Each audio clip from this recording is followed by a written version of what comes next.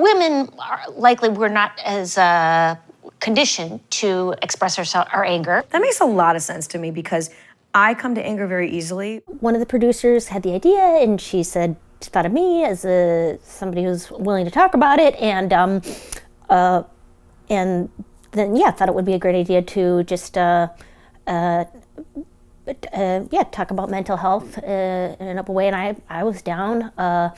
And it has helped me get to know more people that I didn't know as well in entertainment and comedy.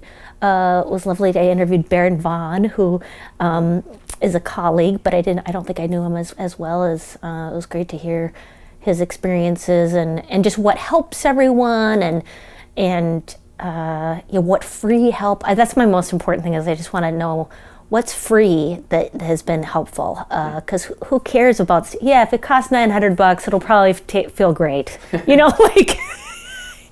I bet that was awesome. I bet Ojai was awesome. Fuck you. What was free? I would love to talk to people, because I think it is really interesting to hear how people manage mental health issues when they don't have the access that celebrities or people who are in an industry that is very welcoming of eccentricities like entertainment industry. Because I think this is a place where it's much more accepting. I mean, I called my manager from a psych ward, and he said, "Oh yeah, I got 2 other clients who are bipolar. Just call me when you're out." No big deal. Whereas I would assume in other industries it is not as understanding or. So, although I know my manager would dump me if ever I stopped being a cash cow. It's just business.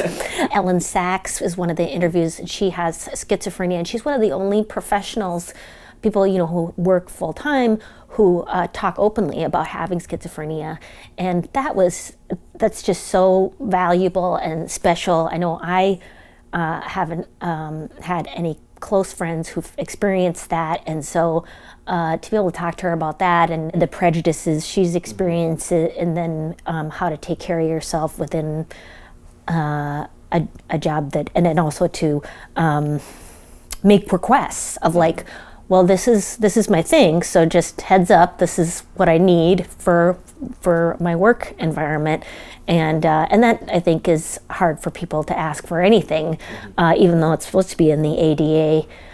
Nobody wants to be any trouble, or you just aren't hired. They go, oh, we just want the person who doesn't need anything, different, or. I've had friends with physical disabilities who say how clear it is when you don't get a job because they just don't want to make a ramp, It was very easy for me to the point where I would go to it very easily, and sometimes directors would take me back. They go, okay, we got an angry take. Let's do one that's let's do something with a different shade. A lot of times, if you're shooting a TV show, they'll do a minimum has to be 8-hour turnarounds. But so even after you've worked 16, 18, 24 hours, you just will have 8 hours until the next shift begins. And I said, I'm going to be mental if that happens. So I got to have 12 hours between that. And I had to fight for it every single time, every single day, say, yep, I'll see you in 12. I will see you in 12. And it was an ongoing, constant thing. And peer pressure, just because I guess it is a big financial issue when they're renting machinery and stuff. But it was very also interesting to experience that even on a show about mental health. Mm-hmm. But now there's no need for regret, 'cause I'm about to get a diagnosis,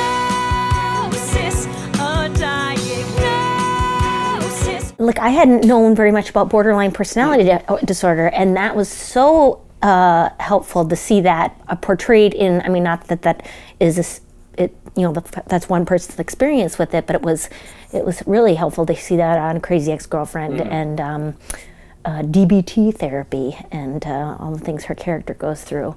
And she herself doesn't have that, but I think she has people that she knows have experienced it, and she's been affected by that. So the web series is great for that reason, that we can do that. Yeah, and it's the cheapest form of mental health care, really. I mean, it's only, $2.99, I think, for a subscription.